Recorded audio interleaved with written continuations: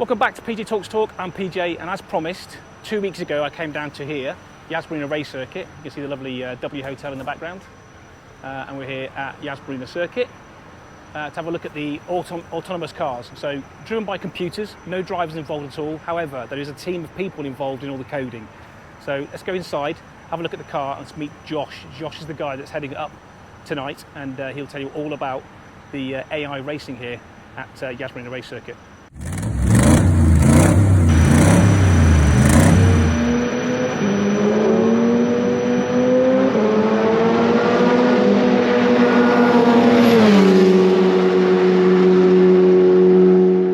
Right, so here, meet Josh. Welcome to my YouTube channel, Josh. Thanks for having me. Welcome to PJ Talks Talk. So just tell us about what on the car, tell us about everything about the cars, what your team are doing here, and the exciting stuff coming up in November. Okay, so here, this is A2RL. We're creating the world's first autonomous racing league based here at Yas Marina, Abu Dhabi. We will eventually become a global sport. And what we're doing is we are doing science in the public domain. We have basically taken the driver out of a Super Formula car and we have put in a full autonomous self-driving system that has LiDAR, radar and camera, which allows the car to drive autonomously around Yas Marina circuit. We take a Super Formula car, which is a racing series in Japan, and we basically take the chassis, which is full carbon fiber from Dallara. We use the exact same car that they use, and we put the autonomous system in the area over here. So in here, this is traditionally where the driver would sit, and we take them out. If we take the cover off here, so here you can see the autonomous stack. We have radars, LiDARs, and we have 7 cameras. One here, and facing out of the rear. This effectively is the eyes and ears of the autonomous system, and it allows the teams to use perception and sensor fusion and neural networks and various algorithms to compete in racing around the track to see who can win the 2 million prize pot that we have. So we have 11 teams this year, and they compete on a software level only. The car itself is identical across all the teams. The only thing that the teams have access to is the PC, which you see here, the blue PC, and that's where they apply their code. Everything else, all they do is they interpret the data, they fuse the sensors, they all get the same data, they fuse the sensors, and they put that into their neural networks and algorithms to race. In terms of engine then, I mean, this is what you say, Japanese race series cars? This is a Super Formula car, yet. So from the Japanese Racing League, built by Dallara, so very well-known Italian racing manufacturer. And you can see here, if we take the engine cover off, you can see here we have a 4-cylinder, highly tuned race engine. And this race engine is from an American company. It's got 550 horsepower. It has a 6-speed sequential gearbox, and it has quite a large turbo. It allows us to run this car up to around 250 kilometers an hour, and we're restricted to 250 kilometers an hour to keep the speed at a sensible level. But in the future, we'll have teams who will be able to manipulate the car setup, the tire pressures, the brake temperatures, aerodynamics, etc., to really extract as much out of the car as they can and allow them to compete like you would see in traditional Formula One racing. You'll see all over the car we have different aerials, antennas up here. We have GPS, tire pressure sensor aerials. We have an aerial down here on the side, which is a secondary GPS antenna. The car has come on a long way since last year. 2024 was our first year. This is our 2025 spec car. To maybe the trained eye from last year, there's not too much different, but trust me, there's been a lot of development work on reliability and redundancies in sensors, because if teams rely on a particular sensor to run the car and that sensor fails, they have no backup, which means that the car would effectively stop on track. So for us, in the planning scenario of the race, that is the worst possible scenario. So we incorporate a lot of redundancies in sensors to allow, at worst, the cars to get back to the pit lane to, pull them out of the race. It's very different from working with drivers, because with a driver, you go on the radio and you say, pull into the next marshalling post. With this, you have to really pre-plan everything. So it's a bit of a headache and it takes a lot of preparation and planning, but 2025, I think, is the year we'll see a very interesting race, which is in November the 15th at Yas Marina circuit. It's a free event, so be sure to come along. I'm definitely going, so I'll bring you guys with me.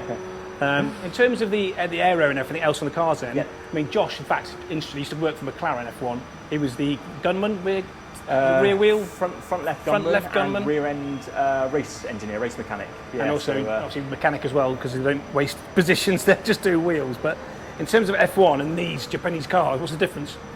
In terms of the car itself? Yeah, just in general. The car, physical size is very similar to a Formula 1 car. Obviously, Formula 1 cars are hybrids, they have battery packs. This is just a petrol engine. Purely engine, yeah. Turbocharged engine. Formula 1 cars, V6, this is a flat 4. But in terms of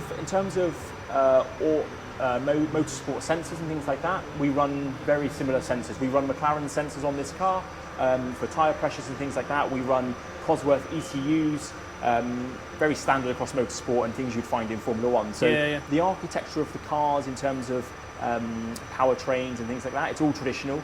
But obviously Formula 1 is, I guess the car technology is much more advanced, but of course we have an incredibly advanced AI. A more advanced driver than Verstappen. For sure, yeah. Probably more expensive as well. Yeah, probably, yeah. But so you were saying about the amount of data it takes for each lap. How much does it actually need to store each lap? So if we were to run all of these different perceptions, LiDAR, radar, cameras, all at once, 7 cameras, bearing in mind, and they run at around 1080p, a full lap of Yas Marina circuit is 200 gigabytes of data. Wow, that's a lot. The onboard storage 200 gig? 200 gigabytes per lap. So you think every camera processes every single frame on the track, and we have 7 of them. Yeah. That alone is a lot of data. LiDARs, if you don't know how a LiDAR works, it's basically made up of millions of laser beams come out of this glass. Yeah. They project out, they hit a target, they send it back, and it creates a 3D map.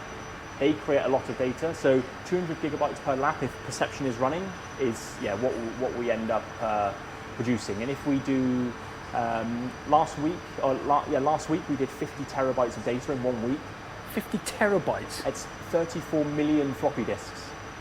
Imagine that, if you know what a floppy disk is, if you're old enough to remember what a floppy disk is. Most of my audience are the same age as me, mate. They know what a floppy disk is. There we go then. Yeah. 34 million floppy disks. And up here is a mounted on your cameras, isn't it? Yeah, so in here we have a 8K VR camera. We don't fit them to all the cars during testing. They're incredibly expensive and they take a lot of power to run the camera system itself. Yeah. But that allows us to, we've created this technology with a partner of ours, and it allows you to wear a Meta Quest headset and be in the car when the car is running. We also have an app on the App Store that you can download and look at last year's race, and it's incredible. You're in like an operations room, and you have all the car feeds, all the car data, sensor, suspension movements, brake temperatures, everything you can imagine, and you just go through it. And I mean, if you're a petrol head and you love data and analysis, that's one good thing I think about this, because I think a lot of my viewers are all petrol heads, massive, obviously they're all YouTube car followers. And one of the things I was worried about is this computer thing replacing the driver, because it's the human aspect of racing that everyone loves. But as you were saying about, is it Kvyat was racing a car? Yeah, so Danny Kvyat is our ex-F1 driver. Everyone knows him, I'm sure. Yeah. He is our test driver, and we actually do, one of our big challenges is to make this, or try and make this autonomous car be faster than Danny Kvyat around Yas Marina. At the moment we're around 8 seconds off his pace. I think we will get very close very soon. Close. But the idea of what we're doing here is not to replace traditional motorsport. Yeah. It's actually to create technologies within the car, like the VR, like the redundancy, like the safety features, and allow us to transition that into motorsport, to make motorsport more AI driven in terms of the operations, not necessarily the car. Yeah. One of our big challenges is, like I say, to beat the human. And I think if we manage to do that, I think it will prove that it's possible, but it doesn't mean that it will become a full racing series that we will, be as big as Formula 1. For sure, we'll turn it into what we are now, Abu Dhabi's Autonomous Racing League, as a science project. But I think to go global and take on something like Formula 1, I think we'd be dreaming if we thought that was possible. So stop panicking. F1 will still continue. Don't worry, it's not the end of F1. Yeah. I wouldn't let F1 end, don't worry. Especially having worked for them for 9 years. Too much of a motorsport. And the wheels are slightly smaller, aren't they? Than the 13-inch. Yeah, 13-inch wheels, yeah. And these are obviously wet. We only have one type of compound of tyre, which is it's basically a medium compound. But we have full carbon ceramic discs. We have peak temperatures around 600 degrees. As you can see, the car is full of carbon fibre. We have two types of carbon fibre. We have the brown carbon fibre, which is actually sustainably recycled and reused, which is something that... Now, this is what Europe need to go into, because Europe are on about banning carbon fibre. This has come out recently, the normal stuff. So do you reckon they're banning this to get us onto the more sustainable carbon fibre? Yeah, possibly. I mean, McLaren do quite a lot in carbon fibre recycling now. As you've seen, they're one of the first Formula One teams to actually start recycling carbon fibre and reusing it in their race car. But yeah, in terms of, I mean, the car itself, we could convert this back to a human car by simply taking the autonomous stack out, putting a steering system in, and putting a seat in. It's as simple as that. We have two human cars that we do a lot of benchmarking with, and we quite often run both cars simultaneously. So other than the stack inside here, then take all that out. This is a Japanese Formula One race car, basically. Apart from the engine. Apart from the engine, the engine is something we source and put in. Yeah, because we don't need a V6 in there. No. We need something that's reliable, that has much higher maintenance schedules rather than a 3,000 kilometre V6. Yeah, something you can do loads of laps, get the data. So, exactly, we're all about data and not so much the power. Maybe, hey, who knows, in the future we might put a V6 in it, or maybe even something bigger. Maybe there's a secret project going on that I can't tell you about that that we are doing that. But I know about it, but I can't say anything. And we're also working with people like ADNOC and XRG to do biofuels and things. Yeah. So this really is a science platform that we invite companies and sponsors in to put hardware, software, different fuels, different oils, different additives in to test whilst we're doing it, because we might as well use the platform itself to do those tests whilst we're doing our own. So hence why we have a lot of big technical partners now. That's brilliant. Josh, thanks very much for that. No, you're welcome. Anytime. But if you're in the UAE and you're around on the 15th of November, come to Abu Dhabi Yas Marina circuit, free event. Last year there was 24,000, was it? 24,000 people. 24,000 people came to watch these cars actually race and crash. I'll show you some footage of the cars outside. They're doing fast laps, but at the moment they're just going and doing slow laps, getting data. But I think you'll appreciate just the science behind it and the cleverness of all of this is really, really good. And I was a bit of a skeptic, I'm not going to lie. When I first met Josh and the McLaren Club here in the UAE, I was like, oh, I like the human aspect. But as Josh just said, they're not out to replace the human aspect. They're out to just push technology and stuff I love, motor racing, to the absolute limit. So yeah, that's been great. Right, here we go. These two cars are about to start up when they're given the all clear by the guys inside, and they're going to start going around the track together. So two cars on track at once. Which sounds like, whatever. Human cars. 21 cars on the track at the same time, 22. But these guys are doing it just by LiDAR and radar, and somebody inside coding to make them go around the track without smashing into the wall or each other. So it is super impressive. So the two cars just gone out. This is the team, the Italian team, that are now doing all the coding and monitoring of their car while it's out there. But there's no physical controller or anything like that, like an Xbox controller or PlayStation controller that controls the car. Even the 8K camera on top of the car, that's not for the computer, that's purely for humans to be able to see. Like Josh was saying earlier, you can actually watch that on the app.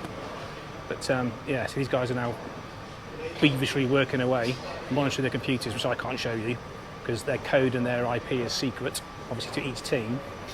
So we won't get too close, but they are now practicing overtake manoeuvres with their two cars out there. So we'll go out to the straight and see what it looks like.